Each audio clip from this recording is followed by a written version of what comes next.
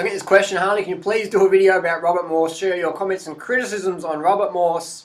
Alright, let's do it. Here's the video. And I've got nothing personal against Robert Morse. I think we agree on a lot of things together, but in this video I highly disagree with what Robert is saying. What I'm going to do is I'm going to play the video, let Robert talk, and then I'll add my bit, my opinion, and my comments and criticisms on the tail end of that. And hopefully that can clarify where I stand. Now let's get to it. You're eating less is better. What about 80-10-10 people? I don't know about them. They seem to be eating massive amounts of food, but why? Why eat less is healthy? How does eating less make you healthier? Look at anorexics. Anorexics live around about 1,200 calories a day. The anorexics healthy? No way. Anorexics have the highest rate of death of any mental disorder. That's a fact. Telling people we shouldn't have that much, we should have that much, eat less, that's fucking nonsense. That's promoting an orthorexic, anorexic diet. I see this all the time in the raw food world. Overweight people telling people they're eating too much and creating all these fucking neurological issues in people who are getting all these eating disorders going, I'm eating too much fruit, I'm going to get fat on fruit, even though they're wasting away, getting emaciated or becoming binge prone and depressed. Eating less, that's fucking insanity. Eating less is insanity, man. Couldn't eat massive amounts of food. I'm a big guy, but I don't eat massive amounts of food. That's what I laugh when people say that. I'm really big and overweight, but I don't eat massive amounts of food. I ask these people, what are you eating that's making you overweight? It's what you eat, like my tea or something, but... Your tea's making you overweight? Tea is making people overweight? I don't think so, Rob. Still, there's no way I could eat massive amounts of food, Mike. I just have no desire for that.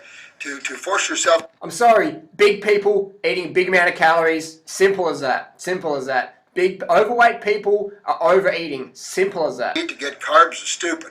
So I'm not familiar with the 80-10-10. I don't waste my time reading stuff like that.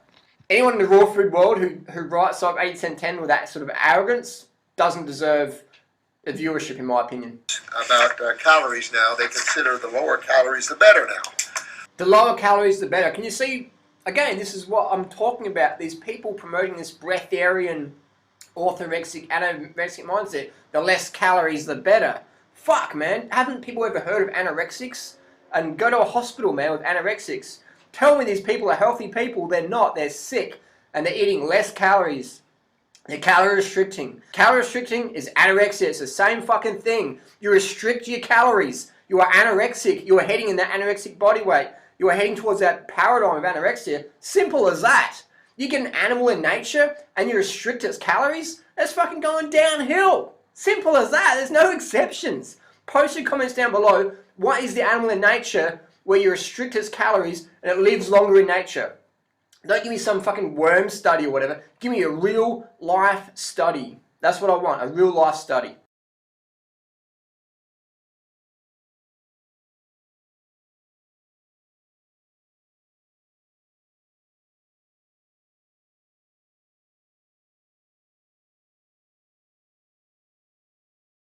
At its unawareness rate, we look into nature. Go by how your body works. Go by how.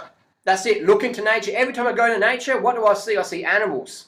And what are these animals doing? They're always looking for food. And if they're not looking for food, they're digesting food. I look at the ants. Ants are always looking for food. You put food in front of ants, they're going to take it, aren't they? You put sugar in front of ants or a piece of fruit or whatever, or a dead bug in front of ants, they're not going to walk around it, they're going to grab it. Look at the birds in the trees looking for the flowers, or the squirrels looking around looking for the bit of bread or some nuts or whatever. That's just how it is.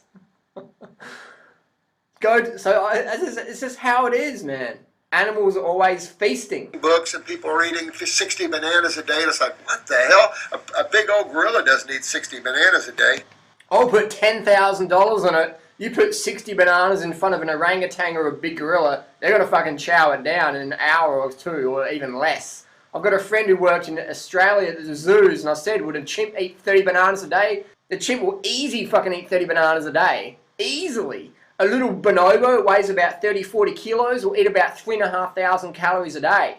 34 kilos. And we got grown men like Robert Morse, who weighs maybe 100 kilos, telling him to not eat the same as a 30-kilo bonobo, so eat less than that. You know what I mean? It's just, absolute subjective nonsense. 80-10-10, I think it's 80% fruits and vegetables, 10% protein, 10% bullshit, something like that. As a matter of fact, if you're getting energy from God or your higher self, but if you're open to the now and you're pouring that energy through, you don't need to eat a lot to get more energy from your fruits and vegetables. You're already filling the cells full of the right kind of energy, the God consciousness. So you don't have to overeat. The God people never overeat.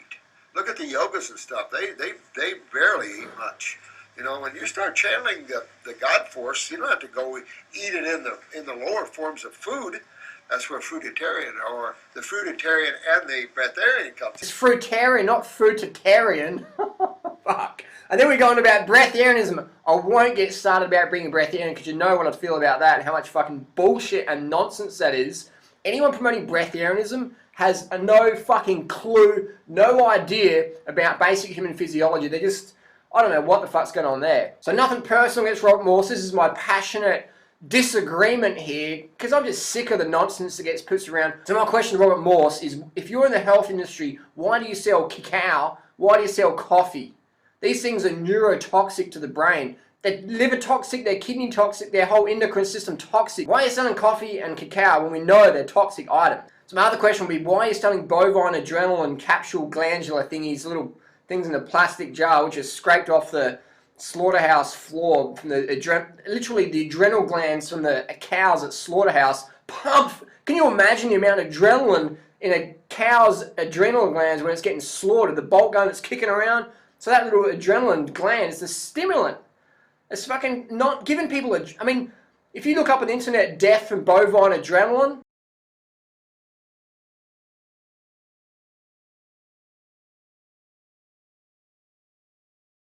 got to be careful with these things. I do not recommend people consume bovine adrenal glandulars. I mean, when someone's told me that, I said, that's not true. No one's promoting that these days. And then I looked on Robert's site and he's like, oh my God. Oh my God. And he's selling brain extract. In the world of mad cow disease, foot and mouth, anthrax, bird flu, all these issues going on, people are selling the most dangerous parts of an animal to consume.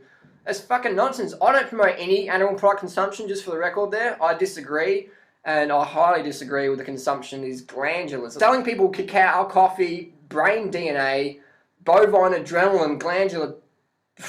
I won't even go there. That's just disagreement with that one. So that's my comments and criticisms. You asked for it, you got it. The no bullshit approach still stands with Durianrider.